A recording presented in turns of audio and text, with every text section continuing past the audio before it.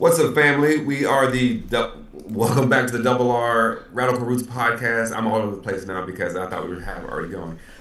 Anyway, welcome back to the Radical Roots podcast where we dig deep to reach high. I am your co-host, Peyron Baxter. I'm your co-host, Ram Sandoval. I'm your co-host, Andrew Parrish.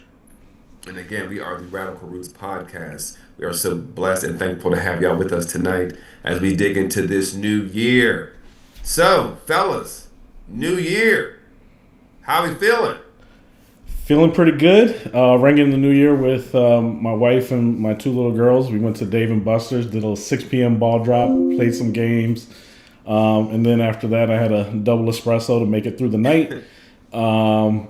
Made it to about 12:15 and called it a night. It's not like my 20s in Chicago and used to go out right before midnight and stay out till 3-4 in the morning. But regardless, it's the little things in life that are the best things. So had a great time, enjoyed that time. Love it. What about you, Andrew? So for me, I got an actual New Year. Today's my birthday, so hey-o. Happy birthday, brother! Happy birthday! Thank you. In one age and wake up another one, so it's good. All right. And now they asked you, do you feel different? You feel older. Back started now.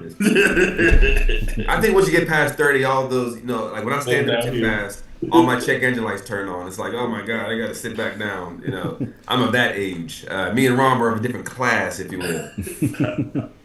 Yep.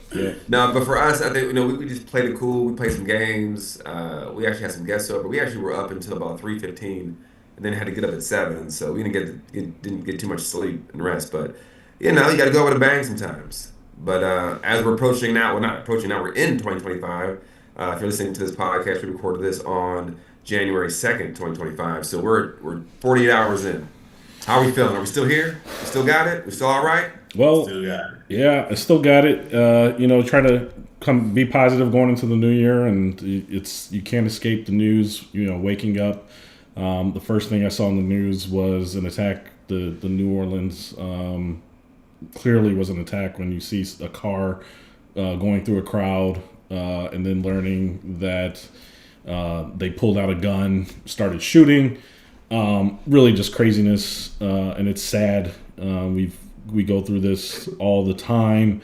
I don't know if I can recall a New Year's attack like this, but and then we further into the new year. Next thing you know, we're laughing about a Tesla blowing up in front of the Trump Tower, kind of unknowingly that it didn't just spontaneously combust, or at least for me it didn't really occur at first, and then you realize, it's in front of Trump Tower, and then you see a video with fireworks, and you're like, okay, this is suspicious.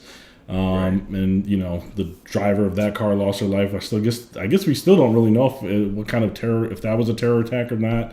And it's just some weird things going on.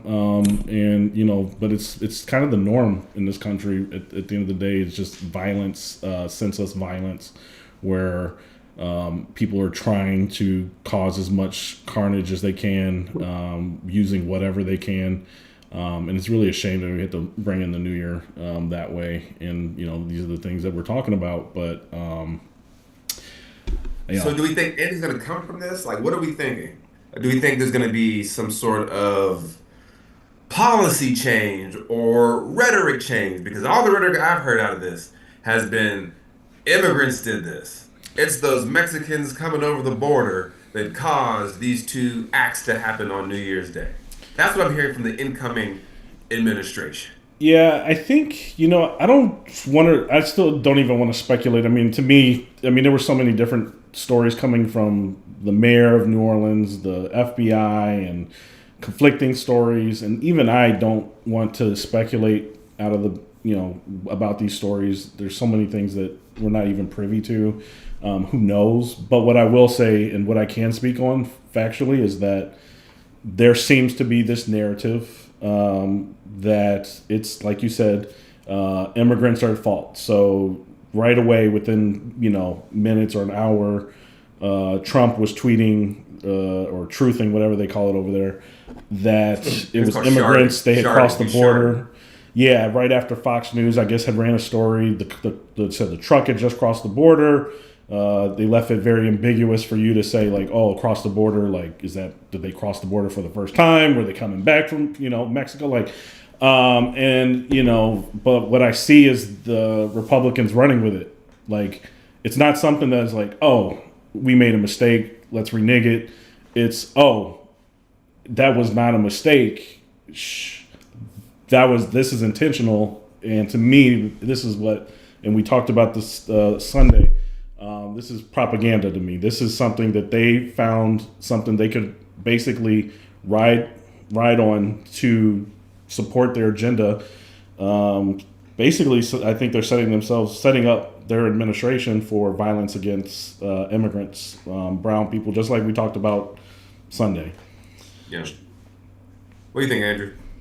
Yeah, so come to find out that both of the suspects were ex-military. Nobody's really talking about that, especially the Republicans. They try to avoid that part. They want to offend the military, so they want to blame immigrants and everybody else instead of calling it what it is, domestic terrorism.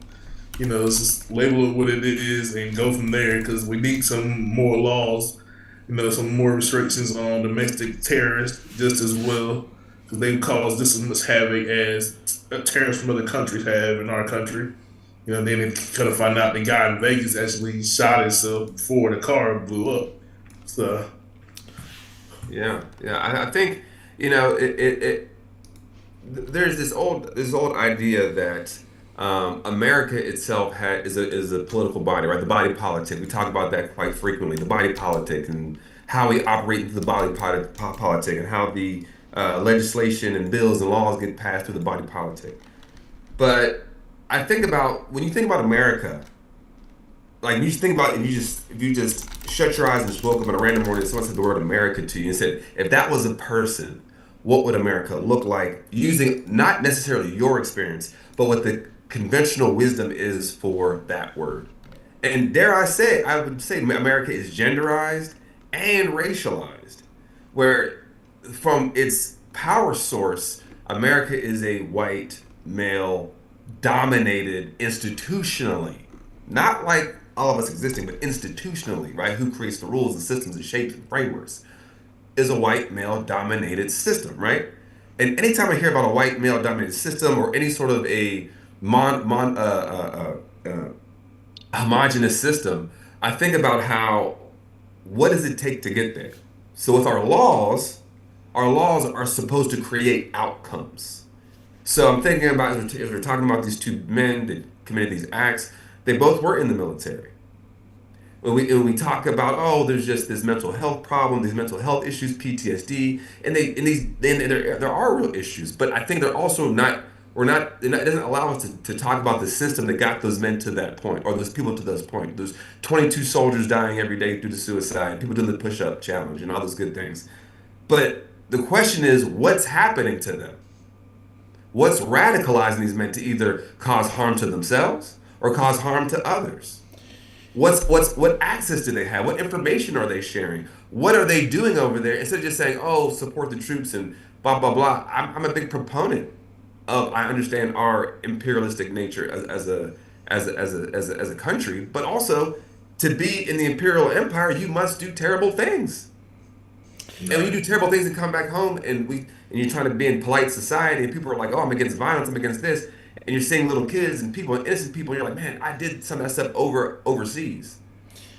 Yeah. I'm just a bit more skeptical when I hear anything around the military, police, because all of those institutions, again, the body politic, those institutions were not created with us in mind beyond to keep us in check. People that look like all three of us, whether it be here in the United States or outside of our borders. So I'm asking, I guess I'm saying this to put that back out there, saying, will we ever experience safety in America in this body politic? What do y'all think? Well, I think these were not necessarily just straight gun violence. These were acts of violence, mass absolutely. Casualty event. At least the one was a mass casualty event. There's there's when military's involved, I do find it suspicious. But People when there is these gun attacks, and this is something that I've always been a issue. I've been passionate about gun violence and trying to curb it, but I agree. Like I don't. It's not just the guns. Guns don't walk into people's hands and shoot themselves. And so somebody's doing it, and the one common denominator. So and if there's always pointing fingers. So when in Chicago there's inner city shootings, and it's black kids shooting black kids more often, or innocent bystanders. That's an issue. When we see a school shooting, it's white kids shooting white kids. Usually that's what it is. And these both sides, they kind of go to their tribe. A lot of people on both sides, not everyone, but they kind of, Chicago. They point at Chicago, or the school shooters are white. It's different issues that they face, and so like in Chicago, getting guns from Indiana, getting guns, and these guns in kids' hands, whereas in the suburbs, it's guns from their parents, and they're using to shoot up schools. The common denominator. There's a couple, but one is that it's boys and men, always boys and men, and so I don't know why that is, and we can talk a little bit about that. And in Chicago, I think there's a lot of trauma behind it that it doesn't go talked about. So, one of my friends, she was a counselor at a school on the west side, and there was only 2 of them. There was 8 resource officers or police and a mix of that, resource officers and police officers. So it was very over policed. There was more police there than there was counseling. And these kids, they would go to her. There would be a lot, and there would be 8-year-olds talking about their cousin or their friend getting killed or whatever, their family, and then they just got to go to school and be normal. And so they see all these things, and this is what they're growing up around. It is a lot of like to war zone to me. Like if we're being honest, like that's what it's like overseas. And then I don't think that I think that there is an issue. There is a mental health issue element to it. It's not just guns. There's mental health issues to it. But what are those mental health issues? What would drive a former military, army, marine, whatever, to commit violence, to join ISIS? There's something more to that. What would drive somebody to go shoot up a church full of black people? There's something mental about wanting to kill a race of people to point. So there's something to that, but it's always men. Always. Always, man. I think also too. Yes, so I'm with you on the sociological analysis, but also on the systemic side, right? So like, who literally profits from either side, right? Whether it be the guns from the iron pipeline flowing through, you said Indiana, into Illinois, whether it be, the weapons industrial complex, right? There's somebody who will always stand to make the money off both those gun sales, whether it be to Dylan Roof or whether it be to Jameer in, Chicago, Pittsburgh, Pennsylvania, where I'm from. There was just a shooting a couple of days ago.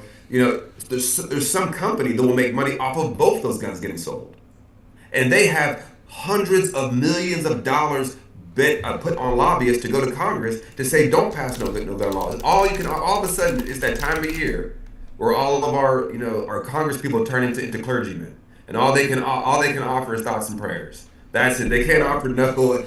It's our job to keep you safe, but all I can offer you is a prayer. I mean, at this point we have to be almost more incensed by it and not shocked by it, because if we're not upset with this system, and we're not accepting this system. I'm not saying we should accept it and become complicit with it, but we absolutely need to accept that this is our system so we can change it and resist it. Because if you don't name something, you can't shame something. If you can't shame something, you can't change something. And that's what we have to be doing as a people, as we're trying to change or damn near dismantle these systems that are death-dealing systems. These are not life-dealing systems. And that's where we're dealing with New Orleans, dealing with Las Vegas. And I think I'm with you on the sociological point of the genderized point, because it is always men. I can't remember the last time it was a woman. And I'm sure there have been women mass murderers, killers, and shooters, but it's so infinitesimal, it's not worth bringing up. Yeah. Well, Um, yeah. Well, it's something like 98%. I think 98%. said like is men, but ironically, and what I say is once girls and women start shooting up places, we're in real big trouble. Right. And in December, the Christian school that shooting was actually committed by I think a 15-year-old girl. And hasn't Hmm. gone reported on, but it's something to be aware of. But yes, in history, this is how it's been. But I don't think it has to be. And so, but I do, to your point about who's profiting off of it. I think those are the type of things. And since I met you, thinking even more about like it really is comes down to like who's benefiting, who's profiting. We know there's a lobby, a gun lobby. We know there's the NRA and and we know that when there's an election of a Democrat or whatever, they can drum up to scare people into like buying guns and we know that they're selling arms overseas to highest bidders to the country to different countries, and Mexico's getting their guns from the United States. Like so yeah, I think that's something that we'll probably end up exploring more through a lot of these topics, and then realizing more and more. For me, I'm learning. Payron, you probably a little more hip, but like damn, like they're really sacrificing human lives for profit. In pretty much every area we've talked about thus far. Last week we were talking about healthcare. So, you know, Yeah, I'm just concerned that it's gonna become an isolated incident again, right? Or these are just lone shooters, or these are lone crazy people. And again, these are people. I mean, the guy who in the Tesla, he's a 19-year veteran, so I'm sure he's seen combat. And he's part of special forces. So what that means is if someone on your team goes down, you have to know what they do too, even though you know what you do. So he knows how to handle a lot of different things. He knows a lot of different procedures and maneuvers. So again, we have to say like what would drive someone to that point, and if we also don't have the welfare system to take care of veterans when they come back home, because the Republicans love to say they support the troops when it's convenient, when it's convenient, right? Because if they were serious about supporting the troops, the same people that say they support the troops are the same people that will send your children to war. Not their children, they'll send your children to war. And they say they support the troops and they come home, they don't have access to benefits. I have someone on my team that I work with. And she has a very hard time accessing the VA.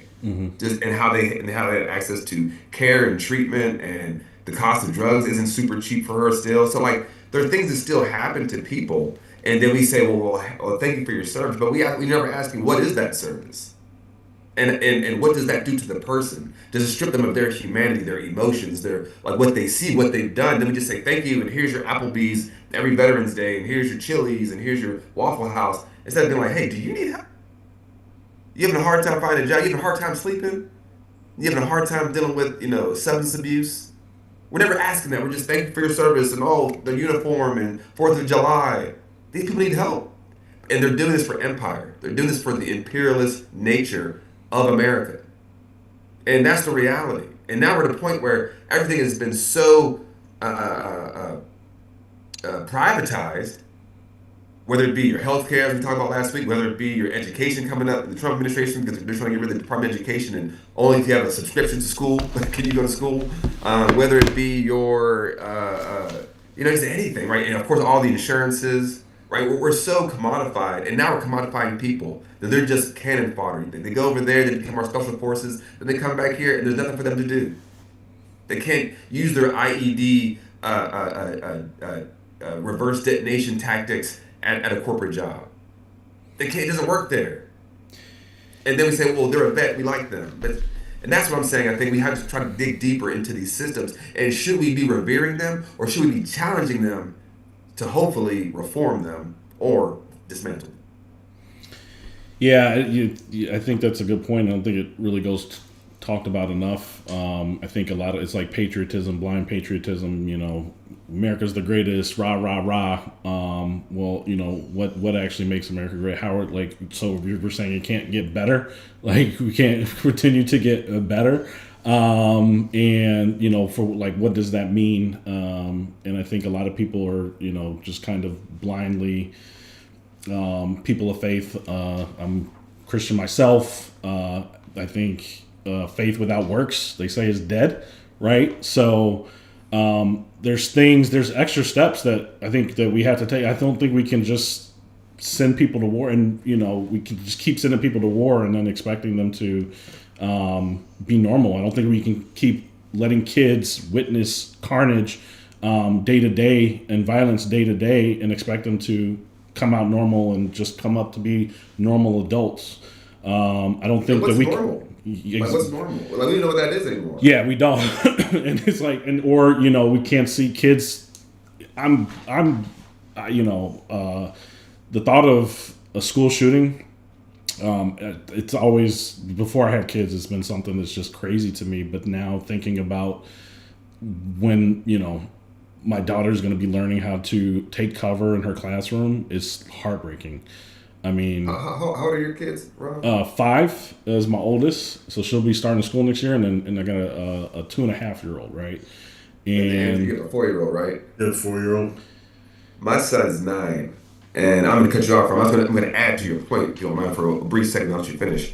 My son, he's a COVID kid, right? So a lot of kids are COVID kids. I sound like y'all kids are COVID kids during the lockdown. Either y'all was doing the do and making children like us, because we had one. We're like, hey man, we're bored. He needs to have a play sibling, and we went to work.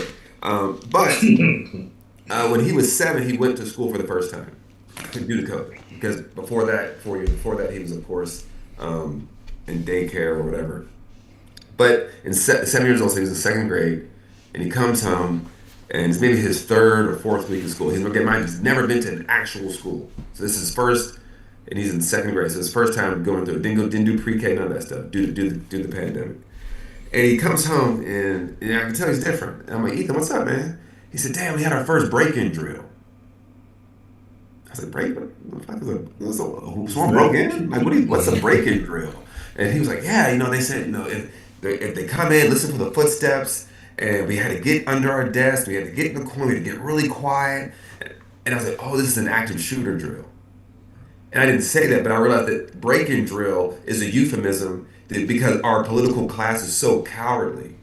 They're now forcing the people who don't get paid enough and that are entrusted to keep our kids safe to come up with these softened, sweetened words to teach our kids. Now, my son, when he came home that day, was totally off balance. And I remember that day because it made me want to cry. Because I realized I have no control how to protect my firstborn. I have no way of doing it when he leaves my sight. And that's something why I'm saying I'm incensed with our politicians and political atmosphere, rather than I'm just like, oh, this is crazy. We need to be upset with this stuff. It should be enough to burn us up to keep working to change it and not accept it like, well, it is what it is. Like, no, it is what it is what people say when it is what it shouldn't be. That's the only reason people say it is what it is. So I just wanted to add that story to what you're saying about your daughter's learning, because like my son did that. He was totally messed up. He was fucked up for like a day or two after that. Yeah, I mean, it's just the exercise in itself, and the 5-year-old, she's bright, like, and she has this innocence, and like everything is just, and that's soon at some point, had to start having these talks. I didn't when I grew up. Yeah, there was talks. I had talks about. Stranger danger. I had talks about being a black man or a mixed man in America. Prepare me. We didn't have talks about hiding from a active shooter. That was something that happened towards near like high school, middle school for the first time. Columbine. We were the same age, but yeah. Columbine, I was in eighth grade. Yeah, something like that. Yeah, 9th grade. So like again, and I was like so totally shocked. We thought that was going to change the world. They made movies about it, and the Matrix had to get pulled down, and all this kind of crazy stuff. And I was like, oh, another school shooting this year. Yeah, and it's every year since then. Yeah, every year since then. I mean, Michael Moore putting every out month. documentaries, Bowling for Columbine, and all this. It didn't change. In fact, it got worse. Yeah, when what changed one of the things that one of the main events that changed my worldview was Sandy Hook, right? And realizing that we were at the point of no return. I think at that point, I was never like completely like anti-gun, like okay, let people have their guns. But at that point, I was just like, okay, there's no going back. Like unfortunately, I'm gonna have to harm myself. Like I don't like the outlook, so like, but it's not something I'm like I it's get part you, of my man. identity. But like, Yeah, look, that's where we're at. It's not going anywhere, and that's right. that's just the reality. But okay, people want to say it's not guns. Okay, fine. If it's not the guns, it's people. Then let's do something about the people. I don't. They say that, and then we don't do anything about the people. Like, what are we I doing think it's about the funny when people? like it's not guns that kill people. It's the crazy people that kill people. That kill people. Like, then why are we giving the crazy It's people just guns? and this. They said this Right. guy. Okay, so now what's his name? I think the guy's name is what is it? So I had The it up here. gentleman, Okay, his name is Shamsu Dean Jabbar, and I think he changed his name they're eating that one over up. to Muslim. Yeah, they're eating it up, but They're eating that one they up. said like, look, he was born in Texas, right? They hate it. He was in the military. No, No. no, I'm just saying Oh, that's okay. I them. thought I No, was don't like, say that. am I getting misinformation? He was in the military, right? And Yeah. they said he was growing up, he was normal. No, Like he had a real estate agent video. He seemed normal. capitalism. No, And then like people like, oh, how could they do something like that? Those I think that's even more dangerous than the guy that they come out and say, oh, the signs were there. Like they said the signs started coming up in the last year or two, but like to me that means that somebody has mentally something's happened to them mentally that they've completely lost it, right? And so but if people that he was a normal person before, so like we got to figure out what's going on. These aren't just lone wolves, and I don't know if like my point is we have to do something, right? So it's not guns, fine. We're not gonna. No one's trying to take away everyone's guns, but if it's people, we know it's men, we know it's boys. What are we gonna do? Stop selling stuff? We could do when there was I think when Trump came into office, they did the Muslim shutdown. They shut down until we know what's going on. We're you tried to, yeah. gonna cut down. We're gonna stop all travel First from thing he did, Muslim yeah. countries. Well, Very until we know first what's thing. going on, are we gonna stop selling guns to men, to boys? Till we know what's going on, are we gonna like Well, I overpolice think and the ban sad boys? reality is, Rom, is that gun violence for white boys and men is just a part of being a young man. And criminality around guns is always going to be adhered to black and brown people. That's just a reality of the American experience. Because when the overseer, or no, excuse me, when the plantation owner in all of the old plantocracy class, not the oligarchs that we have now, but there was oligarchs then, and they owned plantations, and they owned the entire city. Sometimes they owned the state. In fact, the most millionaires during slavery were in Mississippi, in the whole country, where they were all in Mississippi, due to the backbreaking labor of chattel slavery. Now, people will like to say, well, I didn't own slaves and I didn't do that, and it's not the same thing. But what I'll say is this: those same oligarchs, like the Elon Musks of their time, they empowered the overseers to hunt, kill, surveil black people, same as today. And they were in league together. And just because you couldn't afford an enslaved person, you were in the employ of the entire institution, or as they call it, the franchise of enslavement. So you might have been like, well, I don't own slaves, but your business might have been you make the clothing for enslaved, you make the chains, you make the gruel, you make the lashes, the whips for. I mean, that is the economy, the slave economy. It's the same thing now. And until we can put those pieces together, where people can understand that it's not just the Elon Musk, it's the people, it's the Steve Bannons, it is the Trump. He's the useful idiot, but it's also we gotta stop putting all the evil on the Trump. It's the regular everyday Republican you see. Those are the people giving power to people that want to take the three of our personhoods away, our children's personhood away, our family's personhood away, and people that we don't even know's personhood away. That's why we keep well, my uncle, he's a good Republican. And again, the only people that tell us that there are good Republicans, tell me at least, are usually Democratic white people. And I'm like, y'all gotta get over that shit because that it's easy for them to say he's a good one. I don't have to talk to him about MAGA because he loves me, and I swear he watches football, and I never heard him say the N word, so he's not a racist. And it's like that doesn't matter because he wants to keep the same slave economy institution running. That's the problem. Now, the three of us are black men, and I'm sure in 2024 you were not called the N word frequently, right? Other than us putting out signs. So. Right, but you weren't like every day, like, hey, what's up, nigga? If you weren't like talking to you, like, ah, shit, fuck. Hey, get out of here, nigga. Right. Like, no one's saying it that wasn't to like you, that, right? nah. Okay. But we've all in your life, you've heard someone say that, you've heard someone talk to you and call you the N word without ever saying it one time. Yeah. Right. Yeah. So that long tail of that is not gone. In fact, they're trying to bring it back where they can be even more overt. That's the whole point of rolling back DEI. They're saying you're too weak, you're too sensitive. The thing is, I say, yeah, we are sensitive. I'm a person. I'm supposed to be sensitive to being stabbed, shot, hung, seeing my family killed. That's trauma. All violence isn't at the tip of a bullet, the tip of a knife. It's economic violence, political violence, legislative violence. And it's generational violence, epigenetic trauma.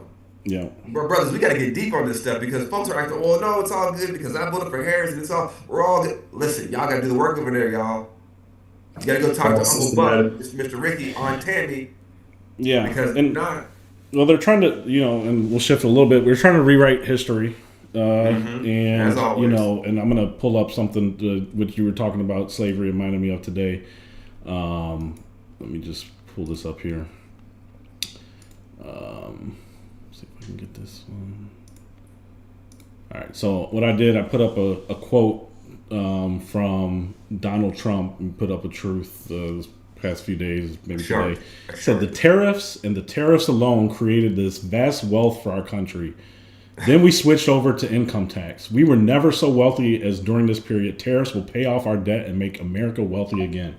Tariffs are the only reason alone that this country is wealth. It's the only time that vast wealth has been built for this country.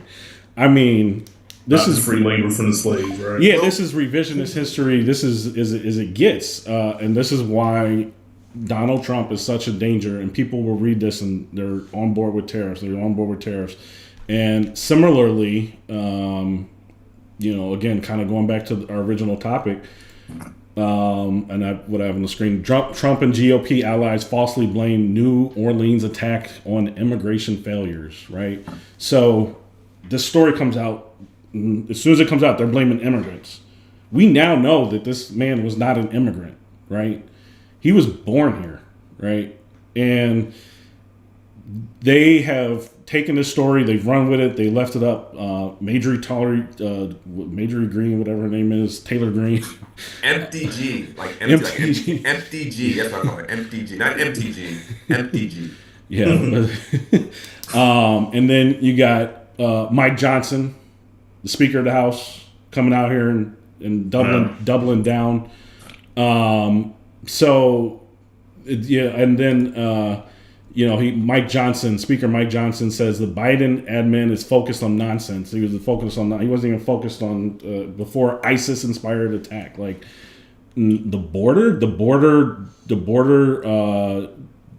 were trying to get something through the border, through Senate, through the Congress for the past 2 years. The Republicans didn't want to do anything about it. They didn't want to do anything because it wasn't politically advantageous for Donald Trump. Donald Trump said, don't do anything. So, they're revising history. They're taking this moment, this opportunity. They've got a brown man, black. I mean, he's on the screen. This man, we don't know. We actually don't know his origins yet, but hear this man talk like, that's a black. He's got some black. He's black in him somewhere. To me. Well, I'm remiss to say, when we talk about like things like the Muslim ban and things like immigration, I always try to remind, especially my people. We're always on the menu. they're always talking about us. When they're talking about Mexicans, they're talking about black people. When they're talking about Muslims, they're talking about black. When they're talking about trans people, they're talking about black people. And people are like, oh no, they're not saying. I said, hold on, wait a minute. So when they talk about illegal immigration, most people who come from like Haiti and the Caribbean are some of them are undocumented. You know, in fact, a lot of them are undocumented, right? Because they're fleeing places that we've destabilized outside of our borders. And then they get demonized even more so to push a white supremacist ideology that people that have skin like us are inherently violent. They're inherently vile. They're inherently rapacious. They're inherently meant to serve trauma and to take your white woman and your daughter. All of that stuff is when they say that stuff. So again, they may sound like they're talking about Mexicans, but don't forget the vast majority of people that are undocumented look like us. Mm-hmm. And also they say like the Muslim ban. I try to remind people, the vast majority of Muslims in this country are black people. Now, they're not saying from Arab countries. What they're saying, though, is that we will round up all you Nation of Islam folks. Mm-hmm. We gonna round up all you non-Christian, Pentecostal, Southern Baptist Christian type people, and we're always on the menu, y'all. And we can't fall for the okie doke. They talk about us today. They're always talking about you. They're always talking about rounding you up, putting you back in that field, putting that whip to your back every single time.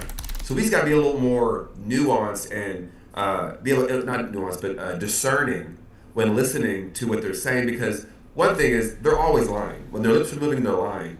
If they lied to their own voters about 2020, how are they telling them the truth about the economy? How are they telling you the truth about immigration? How are they telling you the truth about education? They lied to you to the point people lost their lives. Ashley Babbitt got shot and killed inside the rotunda. And people have lost fingers and vertebrae and eyes and eye sockets and suicide over a lie, just because that man did not want to lose power. Right. So you're telling me they're going to tell y'all the truth now about this? Come on. Well, I think they're setting up, kind of what you said on Sunday, show me your papers, Sarah, and they're going to use this. This is an opportunity for them to justify the violence that they're going to enact on people at the border, and really, who knows where the line is drawn, to your point. Like, I don't think stop and frisk is something very similar that's already going on. I think we're going to be able to see. I think we're going to see that and see it legalized at a federal level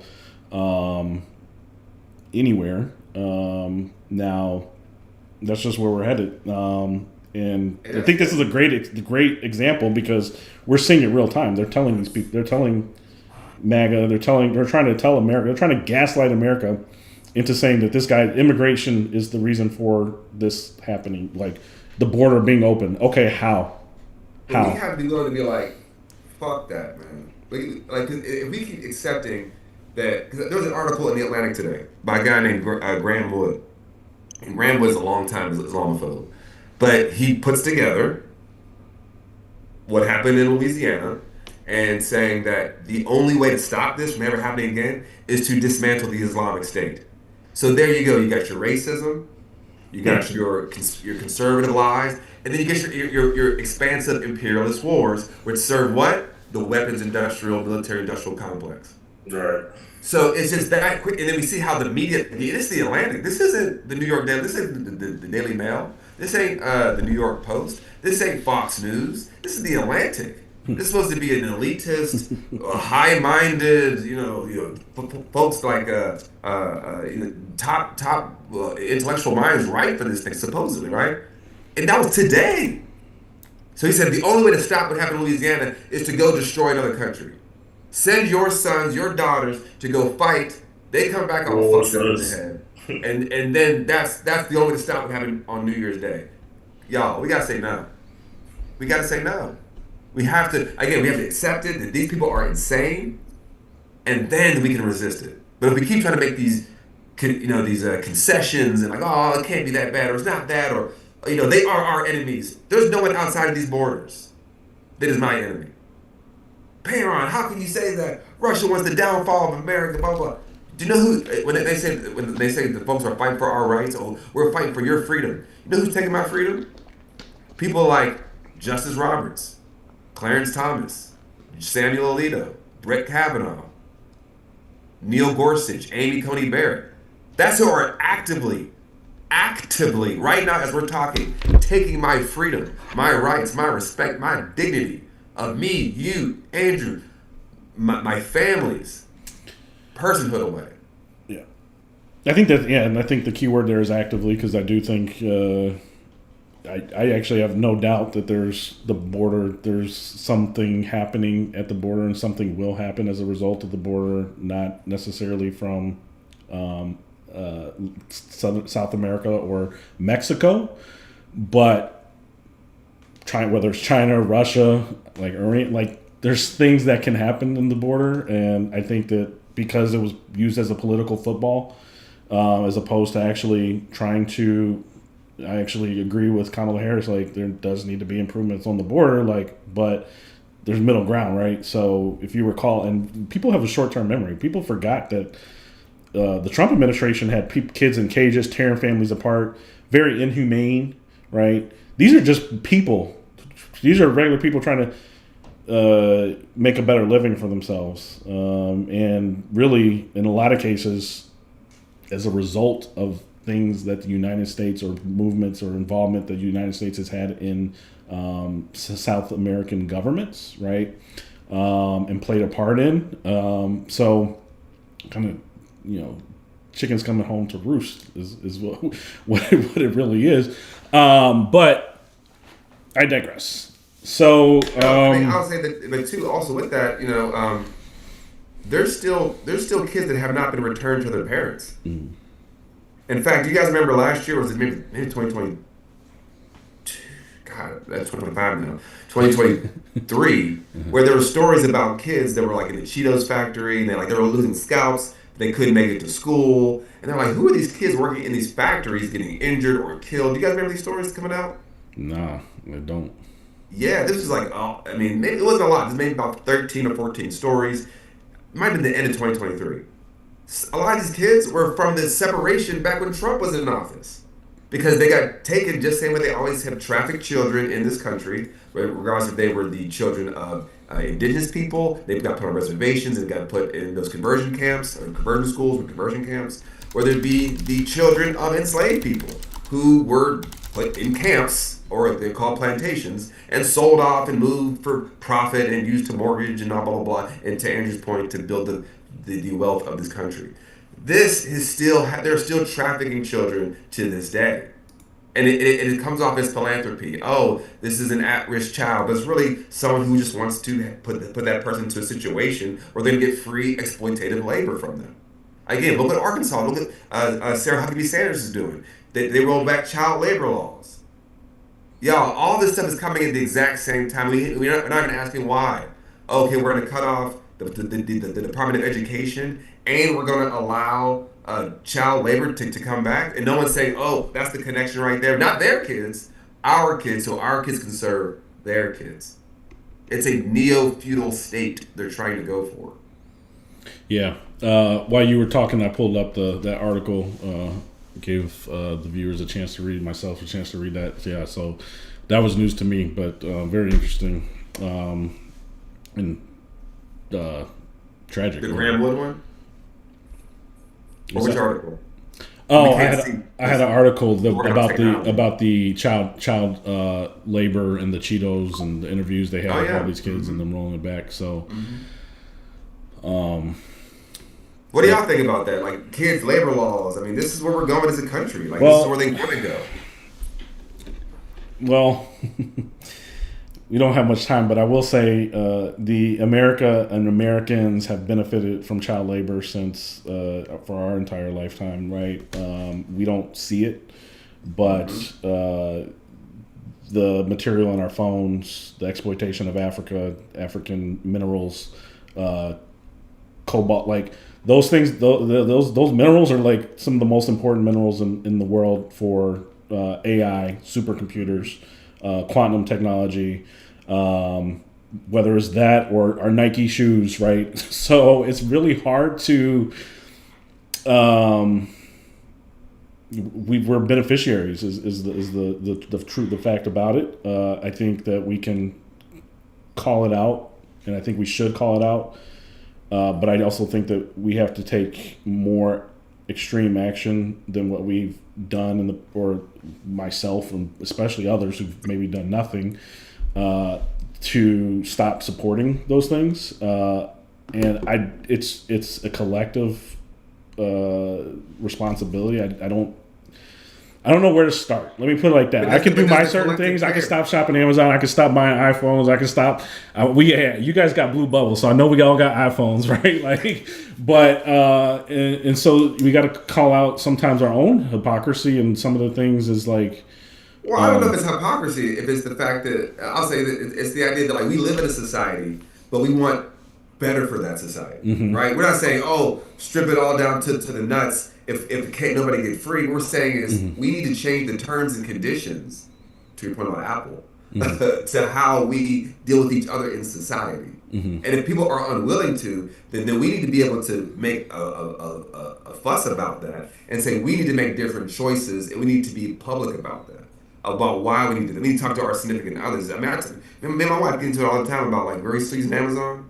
She's like, I had to do that again. It's like, okay, well, I'm not trying to make her feel bad, but it's like, hey, if we're serious about that life, it's because that's what the only thing that's gonna stop this is economic hardship for the oligarchs. And if we're just like, oh, I gotta have it, because that's kind of how we got here. Trump fascism offers people who are desperate something that democracy never can. A quick answer. Yeah, and I think answer. It's not about compromise. It's not about, sitting there and deliberating and getting to a middle ground. It's like, we will stop this shit today if you put me in power. You give me all your power, and I promise to God, I will stop whatever your problem is. And people are like, yes, thank God, yes, you, sir. Now, you got the other side saying, well, I'll compromise. I'll get you 1% more of air. I know you're suffering. I'll give you 1% air.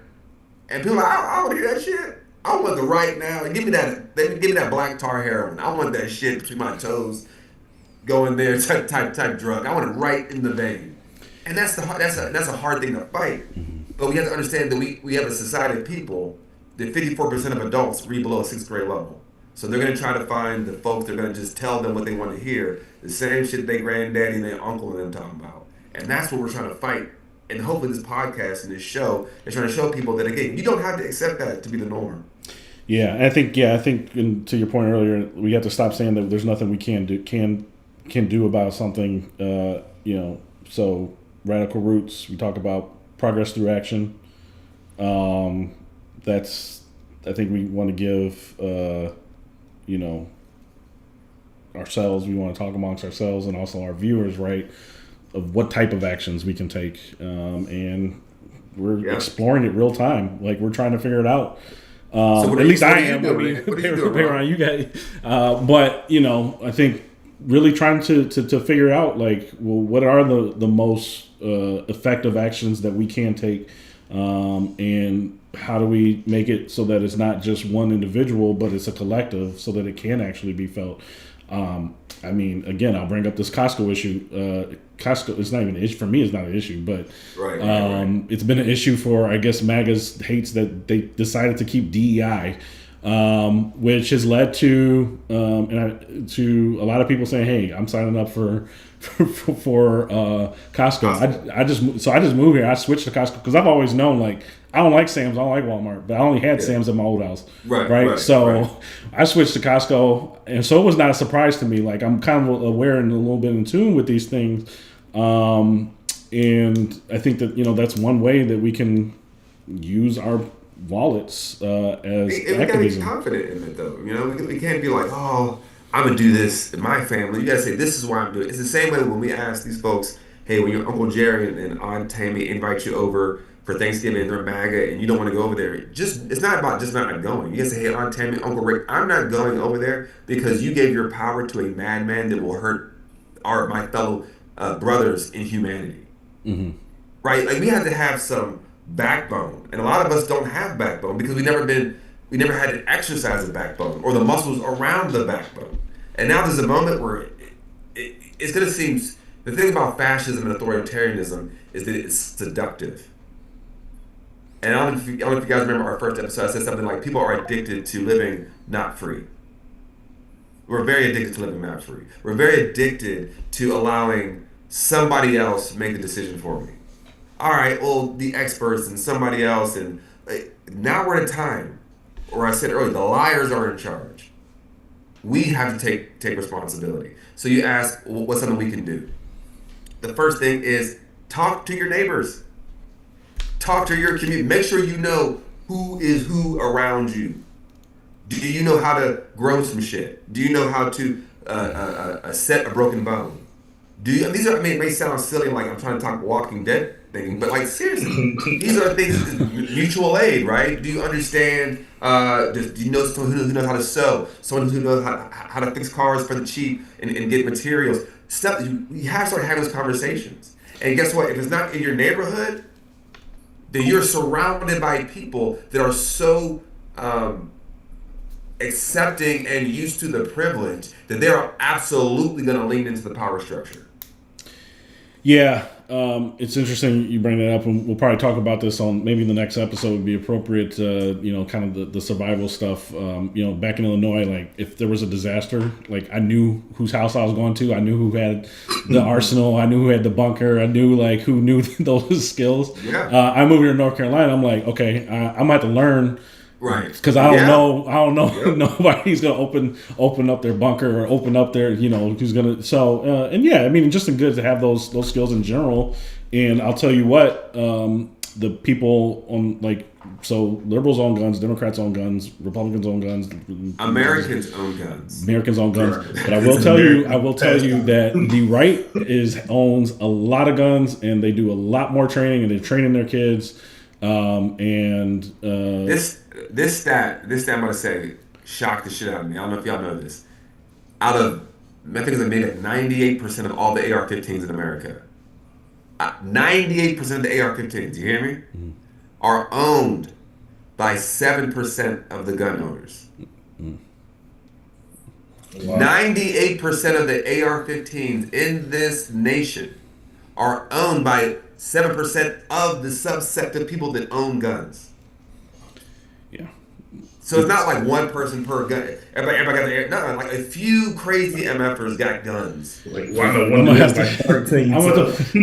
Right, exactly. 13, 14. Why I saw like this downstairs basement. This like rich white guy. Well, it was white dude guy. It's like walls of guns, and I'm sure he had like 30 AR-15s. So he might have been part of that 7%. Quite sure, but that's the type of stuff that we're dealing with.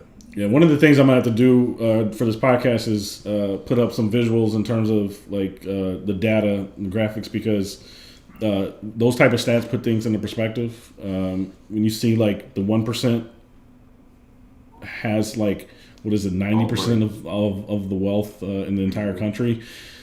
Actually, it's like it's actually less than 1%. Oh yeah. So I mean, you put things into perspective.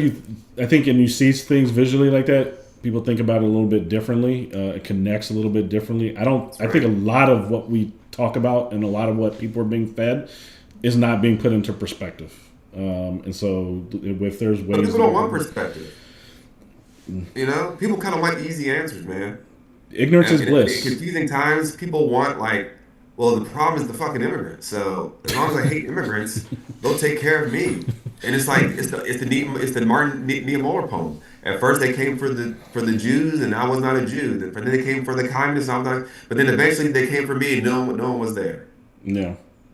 And that's why I get so irritated when I hear black people talking about, well, I can't vote for a woman, I can't vote for, I'm not down with the trans or the gay people or the immigrants. It's like, listen, man, we all have the same enemy, and if we can accept that means that we are stronger together. And I posted something today that the Black Panther Party was there for the LGBTQIA plus community. Now, do you think that group of people, as they were protecting their parades, do you think the Black Panther Party was like simpatico with the LGBTQ movement? No, but they knew they have the same enemy. Mm-hmm. And that's the power of coalition. It's like, look, I don't got to be in your bed. I don't got to wear your clothes. I don't got to eat your food. I don't got to screw who you screwing. But I know one thing: if you're a citizen of this inside this funky ass empire called America, you deserve the same respect and protection under that U.S. Constitution as they do, and we got to fight for it because freedom is not free, and is not guaranteed to none of us. Well, I think, yeah, absolutely, and I think this at this point we have this opportunity to, for lack of a better word right now, but capitalize off of what Elon Musk is doing, what these billionaires are doing, and really highlight the oligarchy that's extreme at this point, and it, highlight the wealth gap, and really, so to Black Panther, the Black Panthers had alliance with had alliance with the Young Patriots, working class whites. Yep. Because what they had in common was class, right? And so that, and that's and I know everything's not about the economy, economics, milk and eggs. Let's be real, but for a lot of people, especially those who actually don't vote, that is the reality is that it is about their pockets, their pocketbooks, their wallets, and one of the reasons why they don't vote. So I think that this is a time where we highlight this more and more, and it's happening already, and it's already caused infighting within MAGA. So these alliances matter, and we're not Democrats and liberals or whatever, the left. This I think some people call it purity test. I don't agree with every single Democrat says. I don't agree. It's not my most important. Some of these issues are not my most important issues. I'm not going to go out there and support every single cause within the Democratic Party of the left. I think there's a lot of politically correct stuff that's crazy.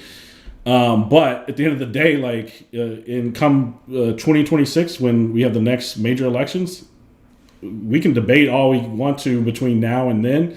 But when the election season starts, look, we have an agenda, we have a mission. Let's do that. Focus on that. Focus on alliance. I hear you. I hear you on that. And as someone who's on the inside of a little bit of the inside, I'm not saying I'm down with Joe Biden and Barack Obama. I'm not saying all that. But I be on these calls, man. I be on these calls talking to these people who get paid a lot more money than us. Folks that take in millions of dollars of our hard-earned donated money to these campaigns. I'm with you on what you said. That is a very much, I'm not on the inside. And that's what I thought too. I was like, oh, man, if we could just come together as Democrat. The Democratic Party is, and I'm saying this as a chair, and I will talk this to anybody. This isn't a secret, and it shouldn't be a secret because we need to talk about this. We can't get to the policy stuff if we can't agree on what we stand for. Because now we're just an oppositional party. And the way fascism takes root and takes hold, and I don't care if it's Hungary, Chile, France under Franco, or Spain under Franco, or anywhere, Hitler, Trump, Reagan, you name it, it's by a fractured opposition. And right now, us not talking about what we stand for, and we're just against them, it doesn't allow us to actually build anything. Because we don't stand for anything. I have to ask you guys, who is the leader of the Democratic Party? Who is the actual leader? We listen to this person. This person is, thank you for saying this. You are our leader, and whatever you say for legislatively, that's what we're going to do. We don't have a leader. What's our platform? What do we stand for? Well, who is the we?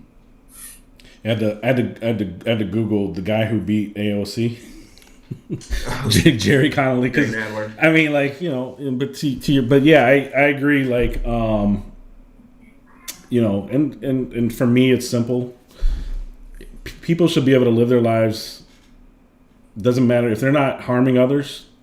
It's simple to me. Why would you get in the way of people living? What's that? Yeah, no. That's what I'm saying. I'm actually with you on that. Yeah. But if our politicians themselves, the ones that all we have to vote for is this guy and that guy who are both the Democrats in the primary, and they're both I'm kind of a Republican light. They're well, I'm a little bit of a Republican stronger, but also BLM matters to me. It's okay, what the fuck? What? And the right, the thing is, it's easy for them to be on one page because they're so homogenous. right? They want a hierarchy where anybody that has white skin is on top, anybody that's rich is on top, anybody that has blonde hair, blue eyes is on top. Everybody else is below that. Y'all figure it out below us.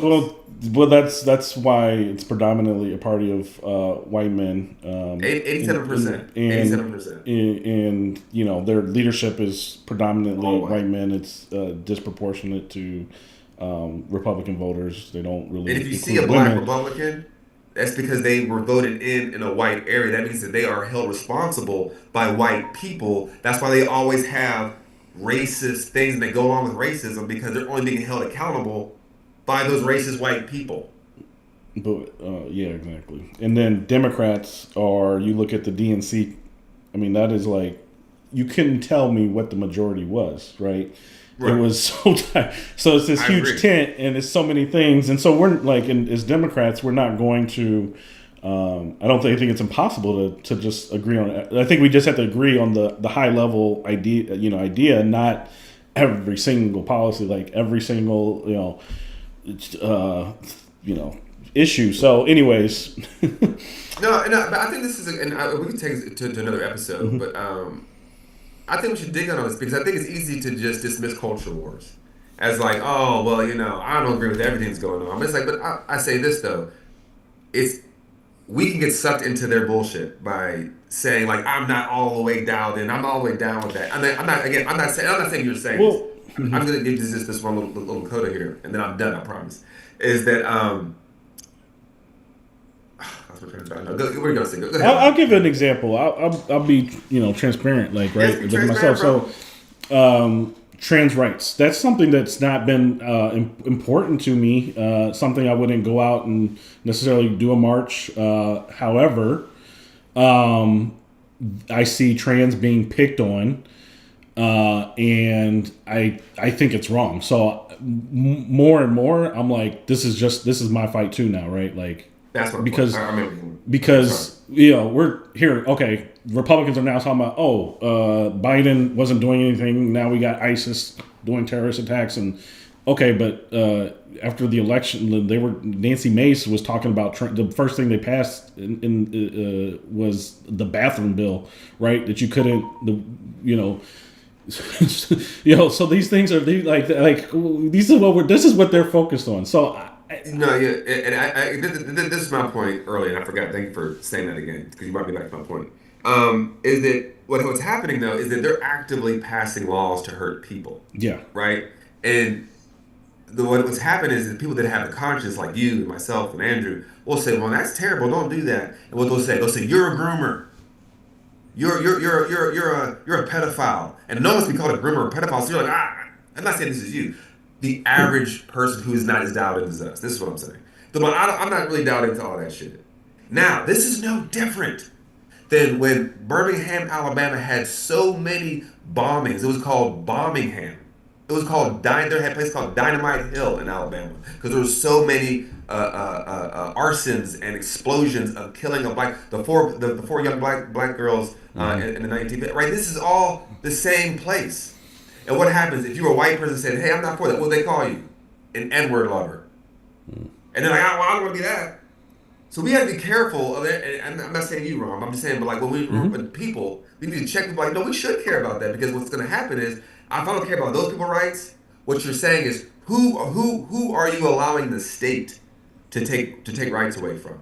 Because if you're going to say, well, you can take rights, or the state can take rights away from those people, what you are saying is the state can take rights away from people. Right. That's what's scary. That's what I'm saying. Like, we gotta just shake our head and hold on, wait a minute. We want Trump and them just to keep me and my family safe to say, well, kill that person. That's and I'm not saying you saying that. Yeah, and that's my point. Is like this at the high level is like people need to be able to live their lives. And if you're going down to one group, I don't care if it's trans, Venezuelans, Haitians, exactly. H-1B holders, whatever it is, like that's the common cause for me. Right. And I think that's what needs to be the common cause for the party, and stop getting focused on and letting Republicans dictate what we're talking about, dictate the conversation. Like all of a sudden we're talking about trans people in bathrooms, and like it's like I honestly wouldn't even. First off, I wouldn't even know if a trans person was in the bathroom with me. I don't recall.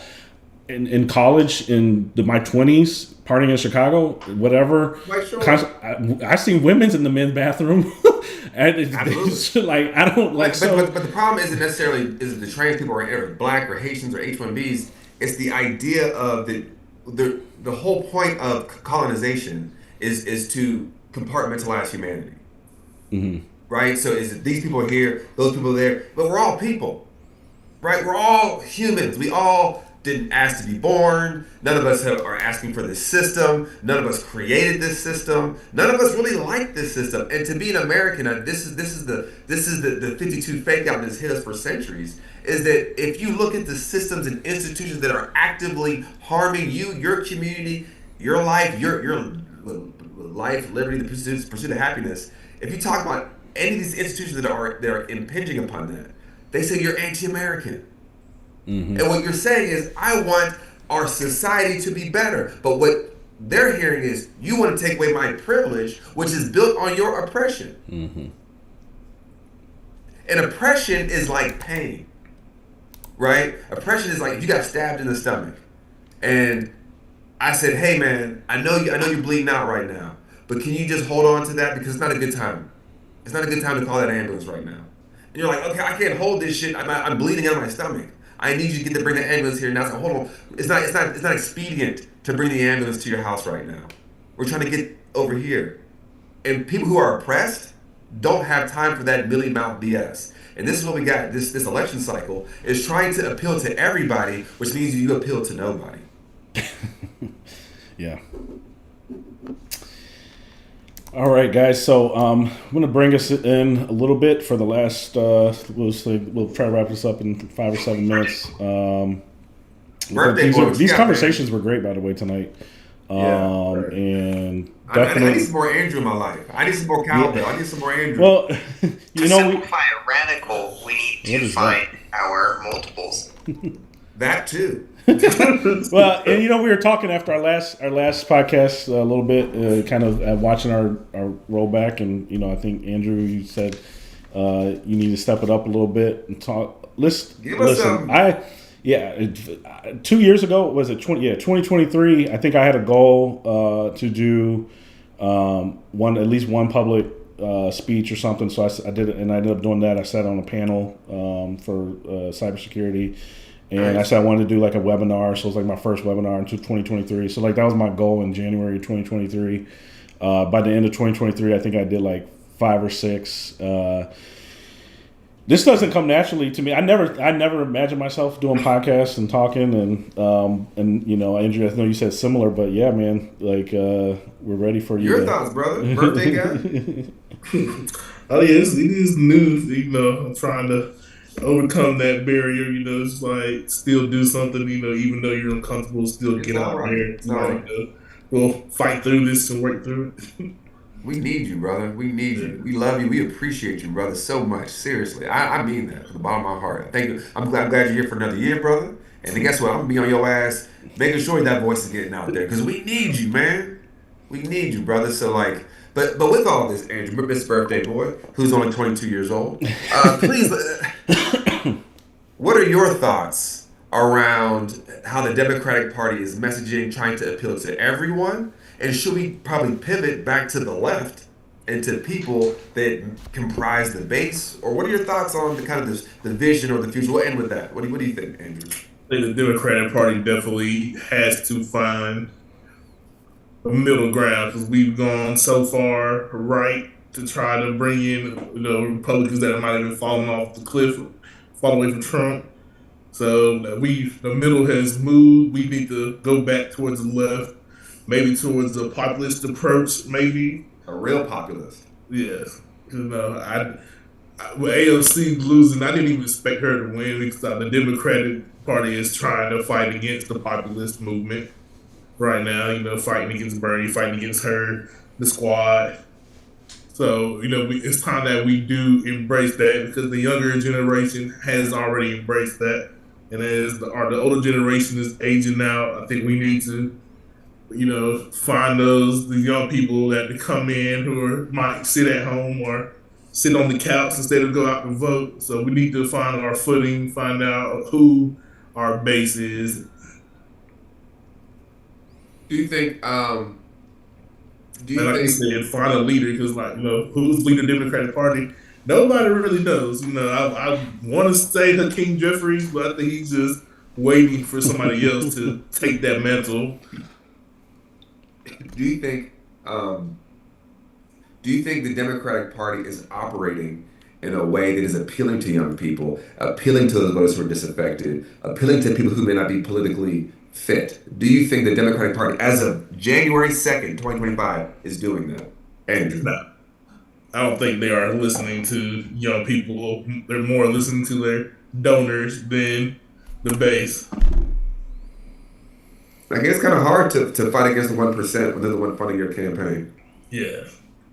I mean, you got Mark Cuban out there talking about if she does win, she does need to fire Lena Khan, who all the Republicans hate because she's exposing all the corruption and all the deregulation and the danger to all of us.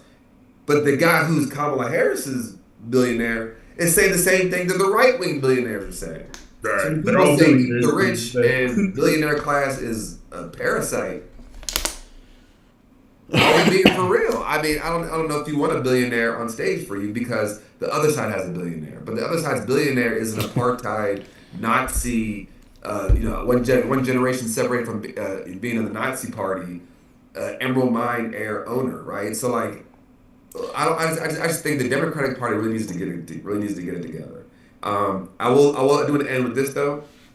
There is a rally Saturday or Sunday, excuse me, Sunday, January 5th in Raleigh. Um, and I want to, this is my last question, maybe I'll throw it to y'all. And I was told about this rally from a white person in the party. And they're like, we're going to rally for democracy. It's going to be led by Anderson Clayton. And a few of our white folks locally were like, oh, I may go. Um, I asked three women who are of the 92% who do not live in Raleigh. And I told them what this event's going to be about. It's supposed to be, we're going to rally to defend our democracy. I said, if you lived in Raleigh, would you even go? And you're of the 92%. We know how black women are feeling right now. Would you go? And they're like, no, not at all. Now, I bring this up to reinforce the question I asked you earlier, Andrew. The people who, without even knowing each other across the country, who are 92%, the brothers like us who don't know each other across the country, where the 80%, are like, I'm good off that because what are we rallying for? Right. Y'all couldn't do the work to defend the democracy when you were supposed to. Now you want to go stand there and go cheer about some shit on a Sunday? What do y'all think about this rally? And I dare I say the white excitement and the black and people of color non-excitement. What do y'all think about that? Just like at the meeting we had after the election, when you were trying people to say something, stand in the gap, people were afraid to talk to their family members. But we expect them to go march and do all this rally. It's like you had time. Oh no, it's not a protest. This is like a rah happy, we're great thing. This isn't like a we're against. This is not that. So let me clarify that. Sorry. Yeah. So we expect them to do that, but they couldn't do things like people who they actually knew, like your uncle, your aunt, your cousins. You can't even talk to them and tell them, hey, when they're wrong, or things that they might not even know that others are being affected by and how their words affect others. Like they won't even stand in the way. Then, like I said, they had their time, but now they didn't do it. So anything they say now is falling on deaf ears. So a lot of us we didn't feel heard, and we still don't, because the party feels like they're still not listening right now. Well, so my take's a little bit different, and I did talk to Anderson a little bit, but the rally is because the Supreme Court Justice, I had it on the screen a few minutes ago, but Allison Riggs won by about 700 votes here in North Carolina. And her competitor, Griffin. Griffin. Griffin, thank you. Yep. He has been fighting, like he's been trying to, overturn this thing. He's hoping that the court will overturn it. And what he's doing is he's basically trying to throw out 60,000 votes. And those 60,000 votes, my guess is mostly black, mostly brown voters that he's trying to disenfranchise. No, I've seen the list. It's everybody. Well, there's no political, but they are in areas, so you can probably sense. But there are Republican areas. Yeah, that's in Democratic areas. Democratic areas usually Democratic strongholds are more diverse. But if I was in Raleigh, I'd probably be there personally because I don't know if it's going to do anything. But at the same time, like, fuck this guy. Like, you lost, go home, take your ball, go home. And here you are, you're trying to use the court to overturn, and it's a 5-2 Supreme Court in North Carolina, right? If that actually happens, that one sets a precedent. Two, that turns the court into 6-1. And I like that would infuriate me. And I'm new to North Carolina too. Like, I'm infuriated that there was a Democrat that switched parties. If I knew of her before I moved here, I'm infuriated of the gerrymandering, because the gerrymandering here is crazy. Thanks to the Supreme Court, that same 5-2 Supreme Court, that same gerrymandering has affected the United States Congress. Yeah. So actually, if that gerrymandering didn't take place in North Carolina, we might actually have a 1-seat majority in the House, at least 1-seat majority. And this is just North Carolina. There's other gerrymandering happening. So this is consequential. And I think 2032 is the earliest that it could even possibly change. So it's very consequential. Now, what does a rally do? It's a show of what does protesting do? I don't know. Like, it's a show of force. I don't know. I do think that there needs to be a presence that people can see that, look, we're not just going to let this happen, and we're not going to just do anything and roll over. So how does this rally end up looking? I don't know. Yeah, I hear you. No, I guess my thing is that we're big into spectacle, folks who are on the progressive, quote unquote, progressive liberals, but that's not the work. I agree with that. That's the problem. I agree. I don't think so either. I think, like you said, though, I think the work is getting to know your neighbors, talk to your neighbors, talk to your family. I don't have family or friends that